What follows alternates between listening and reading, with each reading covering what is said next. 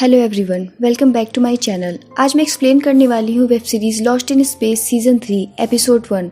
अगर आपने इसका सीज़न फर्स्ट एंड सेकंड देखा है तो ये सीज़न आपके लिए है, जिसमें कि बहुत सारे प्लॉट एंड कन्फ्यूजन्स आपके क्लियर होने वाले हैं। और ये lost in space web series का लास्ट सीज़न है। सो विदाउट वेस्टिंग टाइम हम चलते हैं इस स्टोरी लाइन की तरफ। सीज़न 3 के फर्स्ट एपिसोड को एक्सप्लेन करने से पहले मैं आपको फ्लैशबैक थोड़ा सा बता दूं। जैसा कि हमने सीज़न 2 के लास्ट में देखा था कि ट्रैवल मशीन के लिए रोबोट्स ने रेजल्यूट पर हमला कर दिया था, जिसकी वजह से रेजल्यूट काफ़ी डैमेज हो चुका था और बहुत ही कम ऑक्सीजन और ईंधन बचा हुआ था, जिसकी वजह से जितने भी पेरेंट्स होते हैं वो अपने बच्चों को वहाँ से अल्फा सेंचुरी के लिए रवाना कर दिए होते हैं, ताकि वो वहाँ पर सही सलामत पहुँचकर एक न्यू प्लेनेट पर अपनी लाइफ की शुरुआत कर सकें, जिसमें कि विल, पेनी, जूडी और विल का रोबोट भी होता है, जिसमें और 97 बच्चे भी होते हैं। लेकिन इनका शिप जुपिटर अल्फा सेंचुरी की बजाय किसी डिस्ट्रॉय प्लेनेट के पास में पहुँच जाता है, जहाँ एक इंसानों के द्वारा बनाया हुआ शिप भी डिस्ट्रॉय मौजूद होता है, जिसका नाम होता है फॉर्चूना, जो कि 20 साल पहले ही गायब हो चुका था स्पेस में। और इसी की कंफ्यूजन के साथ में सीजन 2 की एंडिंग हुई थी, जिसके बाद की आगे की स्टोरी अब मैं शुरू करने वाली हूँ, जहाँ हमें पता चलता है कि इसी शिप के राडार सिग्नल को फॉलो करते हुए विल का रोबोट अपने मशीन के जरिए यहाँ तक पहुँचा था। जूडी फॉर्चूना के अंदर जाके उसे चेक करती है, उसके डेटा को कलेक्ट करती है। दरअसल इस शिप में जूडी के बायोलॉजिकल फादर थे, जो कि क्रू मेंबर थे, लेकिन जब तक वो उसके पूरे डेटा को स्कैन कर पाती, वहाँ पर एक एस्ट्रॉयड आकर जुपिटर की तरफ बढ़ने लगता है, और जिसकी वजह से जूडी को वापस आना पड़ता है अपने शिप जुपिटर पर, जहाँ पर डॉक्टर स्मिथ की एंट्री होती है जूडी को शिप के अंदर खींचने के साथ में, जो कि पिछले 2 सीजन में काफ़ी डिस्टर्बिंग कैरेक्टर इनका रहा है। यहाँ से सीन शिफ्ट होता है 349 दिन के बाद में, जहां विल अपनी नींद में काफी डरा हुआ उठता है। उसके साथ में वो रोबोट भी होता है। हम देखते हैं कि विल एक अनजान न्यू प्लेनेट पर है, जिसके साथ में जुपिटर के सारे मेंबर्स होते हैं, जहां पर जूडी अपने कम्युनिकेशन डिवाइस में अपना मैसेज छोड़ती है कि हम एक हरे भरे प्लेनेट पर हैं, जिसे जुपिटर के कंप्यूटर ने ढूंढा था, लेकिन हम कहाँ पर हैं हमें बिल्कुल भी नहीं पता है, और हमने जितने भी प्लेनेट ढूंढे थे वो पूरी तरीके से डिस्ट्रॉय थे और इसकी वजह तक हमको पता नहीं चल पाई है। ये मैसेज वो इस उम्मीद में छोड़ती है कि शायद उसके मॉम डैड जिंदा हों और उन्हें उनका मैसेज मिल जाए। इस प्लेनेट में एक प्रॉब्लम थी कि यहाँ पर हमेशा मीटियोर गिरते रहते थे, जिसकी वजह से काफ़ी तबाही भी मचती थी, लेकिन ये अपने लक की वजह से अभी तक बचे हुए थे और इस प्लेनेट से निकलने के लिए पिछले 1 साल से कोशिश कर रहे होते हैं। जहाँ पर हम रॉबिन्सन्स चाइल्ड को देखते हैं, जिनके अंदर से इनकी बॉन्डिंग्स पूरी तरीके से हमें मिसिंग दिखती है और वो एक दूसरे से बिल्कुल भी बात नहीं करते।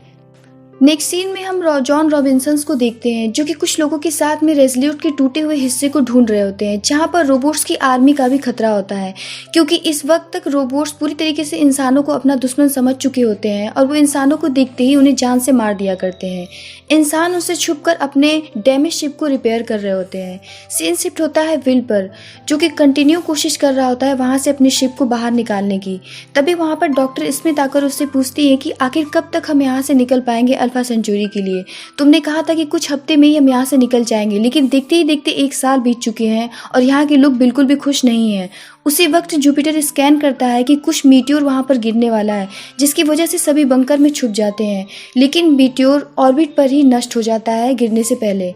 पर उस प्लेनेट के आसपास बड़े एस्ट्रॉयड टकराने की वजह से बहुत सारे छोटे टुकड़े में टूटकर वो इस प्लेनेट के चारों तरफ इकट्ठा हो रहे थे और इसे ढक रहे होते हैं। अब इनके पास में सिर्फ 4 दिन होते हैं इस प्लेनेट से निकलने के लिए, और अगर ये नहीं निकले तो ये जिंदगी भर के लिए यहीं पर फंस के रह जाएंगे, क्योंकि इनका जुपिटर उस मीटियोर के झुंड में से बाहर नहीं निकल पाएगा। विल कहता है कि मैं 4 घंटे के अंदर ही यहाँ से सबको निकाल सकता हूँ, बस मुझे टाइटेनियम चाहिए। जूडी बताती है कि टाइटेनियम यहाँ से 3 किलोमीटर ऊपर की तरफ चट्टानों के बीच में है, जहाँ मैंने रोबोट को भेजा था, लेकिन वो चट्टान रोबोट के वजन को नहीं उठा पाई, इसलिए अब हमें वहाँ पर जाना होगा, क्योंकि हम रोबोट से कहीं ज़्यादा हल्के हैं।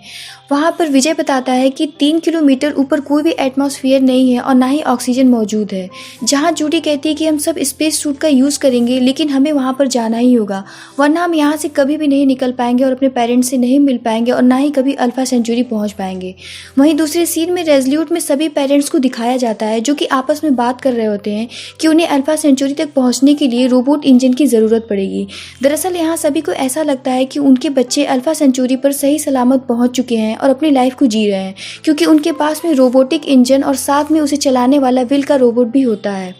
रोबोट इंजन इतना एडवांस होता है कि वो स्पेस में एक होल क्रिएट करके लाखों लाइट ईयर्स का फासला मिनटों में पूरा करके कहीं भी पहुंचा सकता था। लेकिन इंजन को सिर्फ रोबोट ही चला सकते थे और ना कि कोई इंसान। वहीं दूसरी तरफ जूडी अपने टीम के साथ में उस चट्टान पर चढ़ना शुरू करती है और वहीं पर डॉक्टर स्मिथ को इस बात का शक हो जाता है कि इतने टाइम से इस प्लेनेट पर हम सब फंसे हुए हैं, अगर विल चाहता तो हम सभी यहाँ से काफ़ी पहले ही निकल सकते थे। और वो रोबोट से इस बात को जानने की कोशिश करती है, लेकिन यहाँ पर उसे कुछ भी क्लियर नहीं होता। वहीं दूसरे सीन में हम मॉरिन को और जॉन को देखते हैं जो कि अपने बच्चों को काफ़ी ज़्यादा मिस कर रहे होते हैं, क्योंकि काफ़ी टाइम से वो उनसे कम्युनिकेट नहीं कर पाए होते हैं। दूसरी तरफ जूडी अपनी टीम के साथ में टाइटेनियम तक पहुंच जाती है और फाइनली इन्हें टाइटेनियम मिल जाता है। अंधेरा होने की वजह से इन्हें वहीं पर स्टे करना पड़ता है, पर इनके कैंप पर कुछ इंसेक्ट्स पूरी तरीके से हमला कर देते हैं और उसी चट्टान को खाना शुरू कर देते हैं जिस पर इन्होंने अपना कैंप बनाया होता है। अब जैसे तैसे करके जूडी एक पैराशूट बनाती है।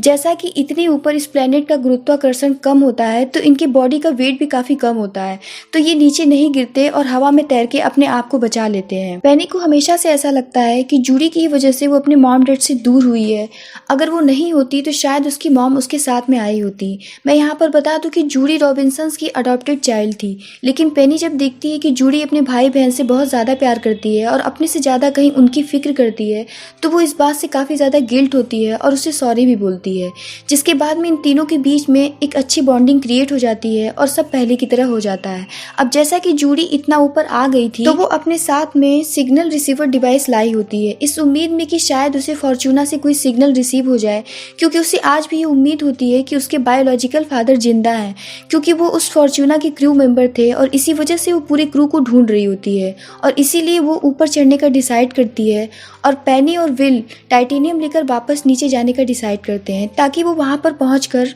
आगे का काम कर सकें। विल के वापस पहुंचने पर यहाँ हमें पता चलता है कि डॉक्टर स्मिथ को इस बात का पता चल गया होता है कि 1 साल से हम टाइटेनियम इकट्ठा कर रहे हैं, पर वो गायब होता जा रहा है और उसे गायब करने वाला कोई और नहीं बल्कि विल ही होता है, जिसकी वजह स्मिथ उससे पूछती है कि आखिर वो यहाँ से जाना क्यों नहीं चाहता। जहाँ पर विल बताता है कि अब वो रोबोट की आर्मी सिर्फ अपने इंजन को ही नहीं, साथ ही वो मुझे भी ढूंढ रहे हैं और इसी वजह से मैं यहाँ से नहीं जाना चाहता। जिसके बाद हम विल और रोबोट को आपस में बात करते हुए देखते हैं, जहाँ हमें पता चलता है कि दरअसल में उस टाइटेनियम को गायब करने वाला विल नहीं बल्कि रोबोट होता है, क्योंकि वो नहीं चाहता था कि विल यहाँ से बाहर जाए, क्योंकि उसे वो यहाँ पर सेफ महसूस करता था, क्योंकि विल को पूरे रोबोट की आर्मी ढूंढ रही होती है। विल कहता है कि हमें बाकी लोगों को अल्फा सेंचुरी छोड़ना ही होगा। मैं जानता हूँ कि मैं अल्फा सेंचुरी गया तो वो रोबोट भी मेरे पीछे आएंगे, जिसकी वजह से मेरे मॉम डैड और भी फैमिलीज को खतरा उठाना पड़ेगा, लेकिन हम अल्फा सेंचुरी से समय रहते वहाँ से निकल जाएंगे, मेरा यकीन करो। जिस पर वो रोबोट कहता है कि मुझे तुम्हारे ऊपर हमेशा से यकीन था।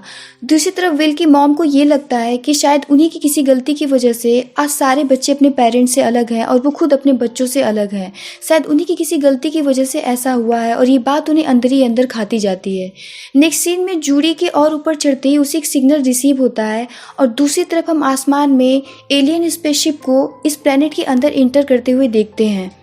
जिसे विल का रोबोट देखकर काफ़ी परेशान होकर एक ऐसे जगह जाता है जहाँ पर एलियंस का पूरा बेस बनाया हुआ हमें दिखाया जाता है। और इसी कन्फ्यूज़न के साथ में इस एपिसोड की यहीं पर एंडिंग होती है। सो दोस्तों, अगर मेरी एक्सप्लेनेशन अच्छी लगी हो तो वीडियो को लाइक एंड चैनल को सब्सक्राइब ज़रूर करिएगा। मैं मिलती हूँ उसके सेकेंड एपिसोड के साथ में, तब तक के लिए टाटा।